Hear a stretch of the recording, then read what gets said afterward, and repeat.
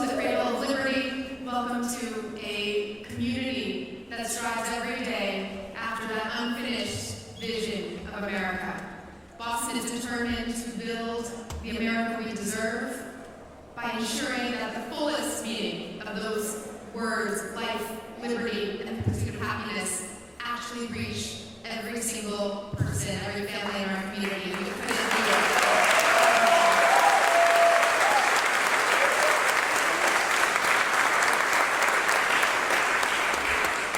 I am incredibly honored to be here on the stage with such distinguished guests who represent our community and the national conscience and voice of the city of Boston and America.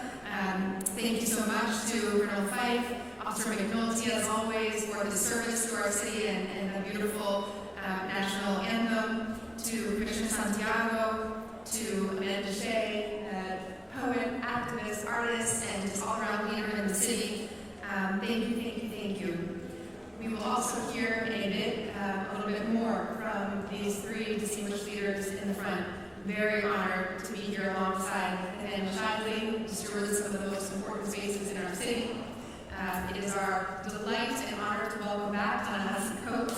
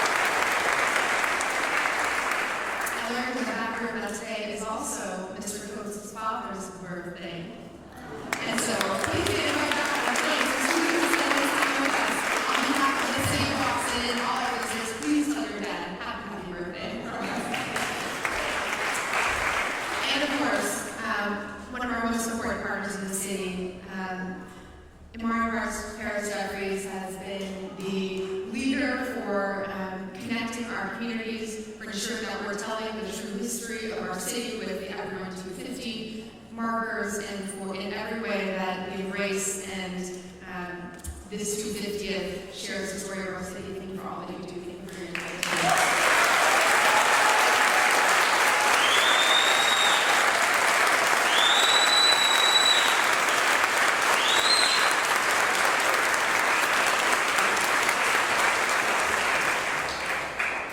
Almost getting into my remarks. So I want to say thank you to our Boston 250 leadership partners for making all of this possible. And can you please everyone join me in thanking our city workers.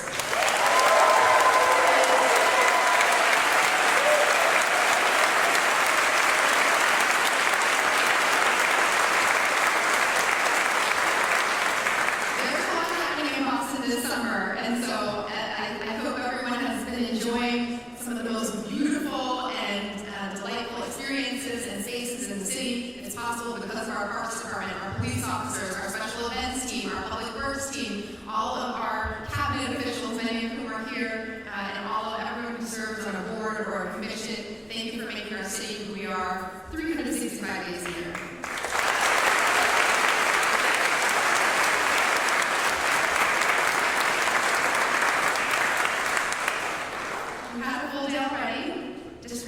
Hayden and I walked the whole length of the 4th of July parade this morning. We ended at the old State House where the ancient and honorables read the Declaration from that balcony for the 250th year in a row to our city.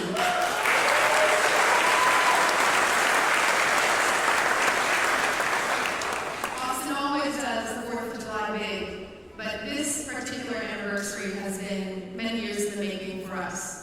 Our role started long before 250 years ago, and we've been marking each of those milestones. And we're also broadening the story of how each of those milestones came to be. When you break it down, 250 years comes out to about 9-10 generations.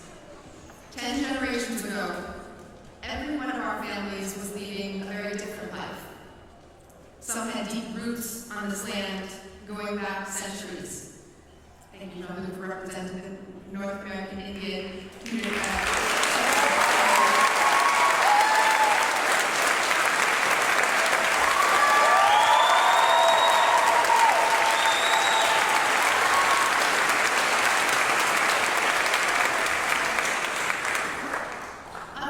live thousands of miles away, across oceans.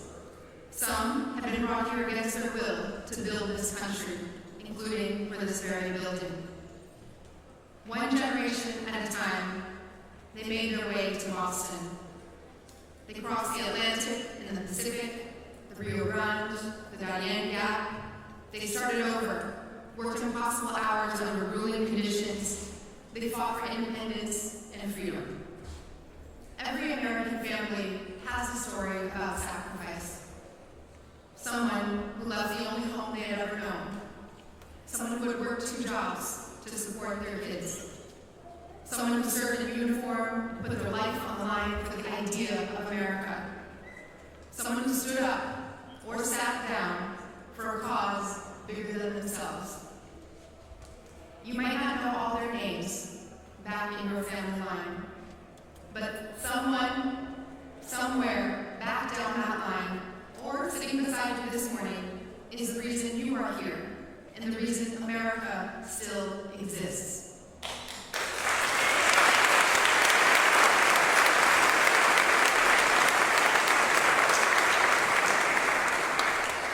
Because through the good years and the terrible ones, each of those 10 generations has handed their children an America with more life, more liberty, and more freedom to pursue happiness. So today, we honor the working people whose faces aren't in the paintings behind and around us, but who also built the country we came here to celebrate. My own family is part of that story. 2 generations ago, they fled China for Taiwan. A generation after that, my parents left their home to take a chance on the United States because they believed this place could give their children opportunities they never had.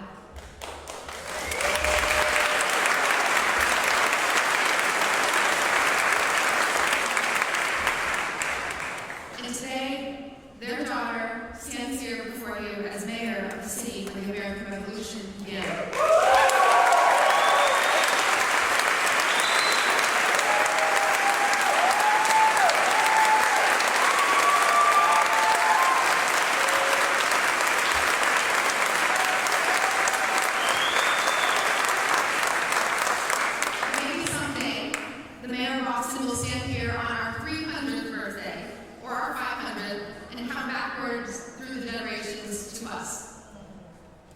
You have no idea who they'll be, and I don't think anyone in 1776 would have imagined being at this podium today.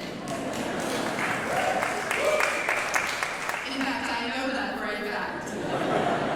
When I first became mayor, one of the most stressful first tasks to do was through our renovation of City Hall Plaza. We were redoing the entire plaza so that the original steps that really made it difficult for people to get around with any kind of mobility issues were leveled out, that it would be a space for everyone to have universal accessibility. And we created a circle in the corner around the Federal Building where each of the names of Boston's neighborhoods is engraved in the ground. It's a secret that maybe we can pass down to next generations, that in the very middle of that circle, underneath the city seal, is where a time capsule is buried, as we did that renovation. And I learned just a couple weeks into the job of doing this, that it's a tradition for every mayor, when there's a time capsule that is buried, they have to write a letter to the next mayor that will be there whenever they open that back up. And it felt like a huge responsibility and pressure to say, what am I going to say to a mayor potentially hundreds of years in the future? So I did a little research, and we went through the archives and pulled up the 3 other letters that had been received when previous time capsules were opened.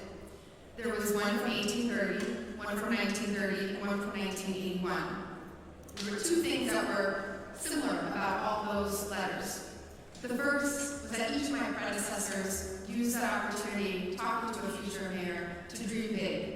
They wrote about wildly innovative and imaginative discoveries that might happen in the future, wishing for medical breakthroughs, predicting new fuels, and even flying cars. But the second similarity was how each of the letters started. The one from 1830 began, Sir. The one from 1930 said, Dear Sir, a little more polite. And the letter from 1981 began, Dear Mr. Mayor. They could picture flying cars, but not a woman or a mom getting the letter.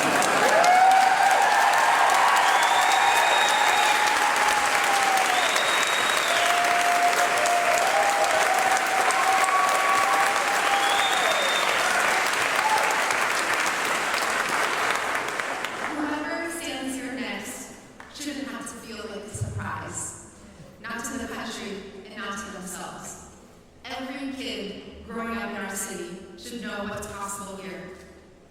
If a child in Roxbury or Chinatown or Mattapan, East Boston learns that people like them built this country and the city, then leaving it doesn't sound so crazy. That's what we owe the next 10 generations, the whole story. So while the federal government tries to narrow the story of America, Boston keeps expanding it.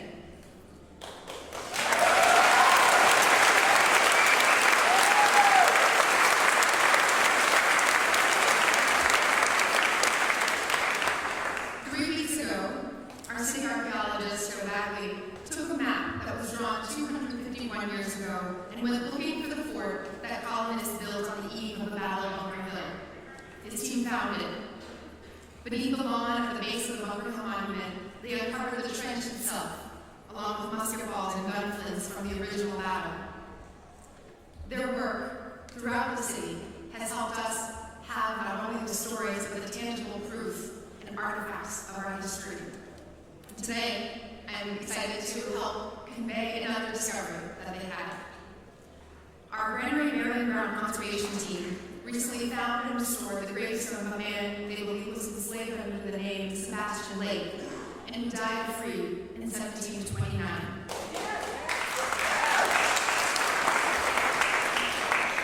That discovery is likely one of the oldest gravestones of a free Black person in America.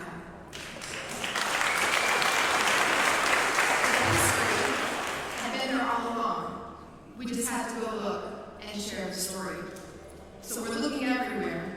This year with our partners at Everyone 250, Boston is installing more than 40 new historic markers across our neighborhoods. From the old Hyde Park Town Hall, where women cast votes 50 years before it was legal as an act of civil disobedience, to the site where Boston Public School students, predecessors of our BGA students, to the site where our BPS students first walked out of class to protest segregation.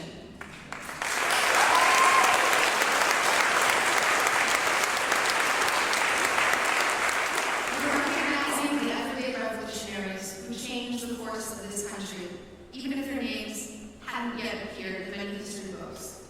Because the better we understand where the past 250 years actually came from, the more clearly we can see where the next 10 generations can go.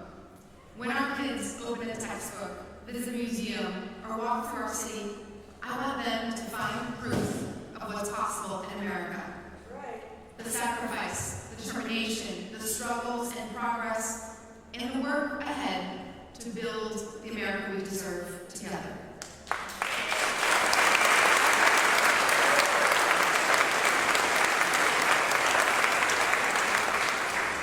It is now my honor to continue a tradition Boston has kept since 1771. Please welcome this year's Faneuil Hall Order, the President and CEO of Revolutionary Spaces, Dr. Faneuil.